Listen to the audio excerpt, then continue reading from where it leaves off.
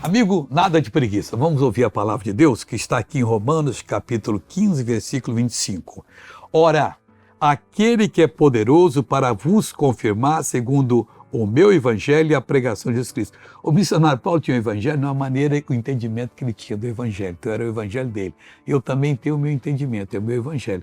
Tem outro que não crê que Cristo cura. Então é o entendimento dele. O evangelho dele é bem pobrecinho, né? Tem outro que não crê que não pode expulsar demônio. Ih, está mais pobre ainda. Então você também tem a sua percepção do evangelho. Conforme a revelação do mistério, que desde os tempos externos esteve oculto, e é o que nós precisamos conhecer. Então diz aqui que ele é poderoso para vos confirmar você. O diabo está dizendo, você não presta, olha para a sua cara, não dê atenção a ele, isso é voz do Satanás. Você vai ser confirmado por Deus. Essa é a sua batalha. Fale o que quiserem, tudo é mentira. Fique com a verdade, que a palavra de Deus é a verdade.